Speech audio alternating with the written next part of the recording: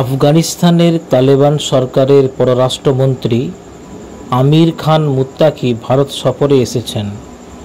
ভারত সরকারের সঙ্গে গুরুত্বপূর্ণ বৈঠক ছাড়াও ব্যবসায়িক ও অন্যান্য বিশিষ্ট ব্যক্তিদের সঙ্গে বৈঠক করেছেন তালেবান মন্ত্রী। এই সফরে দিল্লিতে আফগানিস্তানের দূতাবাসে সাংবাদিক সম্মেলন করেন মুত্তাকি। অভিযোগ, এই সাংবাদিক সম্মেলনে নাকি মহিলা সাংবাদিকদের প্রবেশ করতে দেওয়া হয়নি।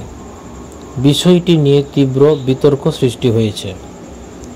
বিশেষত বিরোধী দলগুলো সরব হয়েছে। তবে সকলের প্রশ্ন, আসলে কি ঘটেছিল সাংবাদিক সম্মেলনে? সত্যি কি মহিলাদের ঢুকতে দেওয়া হয়নি? দ্য ইন্ডিয়ান এক্সপ্রেস এর প্রতিবেদন অনুযায়ী শুক্রবার আফগান পররাষ্ট্রমন্ত্রী আমির খান মুত্তাকির সংবাদ সম্মেলন থেকে নারী সাংবাদিকদের বাদ দেওয়ার সিদ্ধান্ত নেয় দিল্লিতে সফররত তালেবান প্রতিনিধি দলই। যদিও এই সিদ্ধান্তের বিরুদ্ধে দূতাবাসের বর্তমান কর্মীরা তীব্র আপত্তি জানিয়েছিলেন। বর্তমানে দূতাবাসটিতে প্রায় 23 জন কর্মী আছেন, যাদের মধ্যে 6 জন আফগান নাগরিক। তারা সবাই তালেবান পূর্ব আমলের সরকার অর্থাৎ প্রেসিডেন্ট আশরাফ ঘানির নেতৃত্বাধীন ইসলামিক রিপাবলিক অফ আফগানিস্তানের প্রতিনিধি। ঘানি 2021 সালের আগস্টে দেশ ছেড়ে পালিয়ে যান।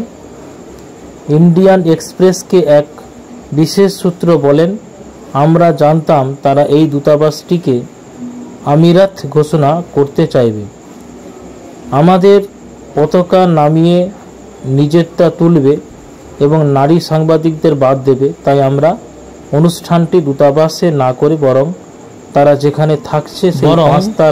যেখানে থাকছেন সেই 5 তারা হোটেলে তারা করার পরামর্শ দিয়েছিলাম। জানা গেছে, সাংবাদিক সম্মেলনে বাছাইকৃত 16 জনকে আমন্ত্রণ জানানো হয়েছিল, যারা বিদেশের খবর করেন। যাদের আমন্ত্রণ করা হয়েছিল তারাই এসেছেন।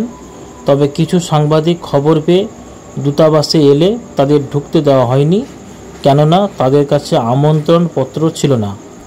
বিবিসি লিখেছে, 2 দেশের প্রতিনিধিদের মধ্যে উচ্চস্তরের বৈঠকের পর শুক্রবারই দিল্লিতে সাংবাদিক সম্মেলন করেছেন মিস্টার মুত্তাকি, যেখানে বাছাই করা সাংবাদিকদের ডাকা হয়েছিল। তালিবান সরকারের রাজনৈতিক প্রধান সুহেল শাহী মিডিয়ার কাছে দাবি করেছেন, দিল্লির ওই সংবাদ সম্মেলনের সময় তিনি নারীদের বাইরে থাকার কোনো নির্দেশ দেননি। তিনি বলেন, আমাদের সম্পর্কে যা বলা হচ্ছে তা মোটেও সত্য নয়। আফগানিস্তানে নারী সাংবাদিকরাও আছেন এবং তারা মিডিয়া প্রতিষ্ঠানে কাজ করছেন। কাবুলে